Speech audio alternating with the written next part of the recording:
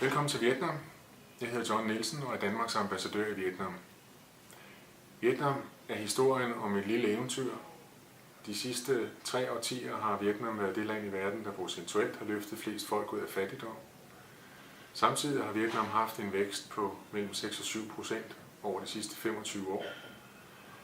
Den vækst har langt hen ad vejen været baseret på lavtlønsindustrien, og man har ikke i tilstrækkelig udstrækning været i stand til at løfte uddannelserne. Det er der nu bred enighed om i partiet, i regeringen, om at det skal der gøres noget ved. Derfor satser den mange penge på at løfte kvaliteten af uddannelserne, og der arbejdes med at udvikle curriculum af uddannelserne. Det vi også oplever nu er, at store dele af den vietnamesiske befolkning stiller spørgsmålstegn ved kvaliteten af uddannelserne, og det gør selvfølgelig, at presset for at få adgang til uddannelser fra udlandet eller komme til udlandet er større. Vi har mærket inden for de seneste par år en stor efterspørgsel efter danske kompetencer, især på erhvervsuddannelsesområdet, og både premierminister og andre minister har taget det op over for delegationer, der er kommet fra Danmark, og der har været meget fokus på at prøve at finde ud af, hvordan kunne vi få danske institutioner engageret. I dag er der over 100.000 vietnamesiske studerende, der studerer i udlandet, og hovedparten af dem er i USA og i Australien.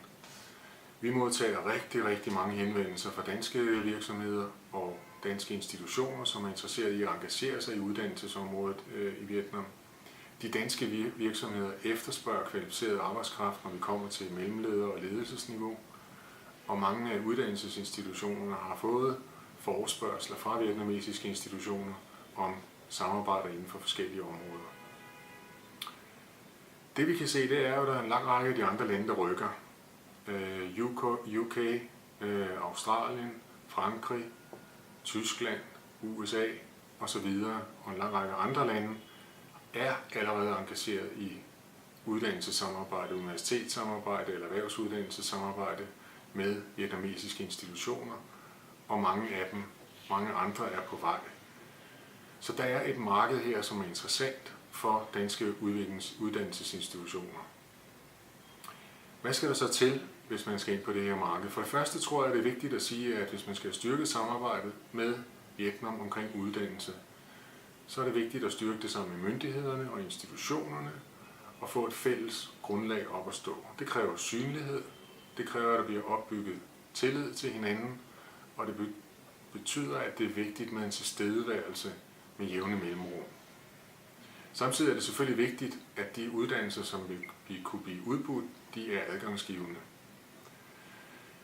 Det sidste, jeg vil nævne, det er, at hvis vi skal videre på det her område, og forhåbentlig kommer videre med den række af danske uddannelsesinstitutioner, som vi har været i kontakt med fra ambassadens side, og som gerne vil rykke på det her område, så er det vigtigt med et fremstød med en minister i spidsen. Det betyder meget i Asien, og det betyder i særdeleshed meget i Vietnam. Tak skal I have.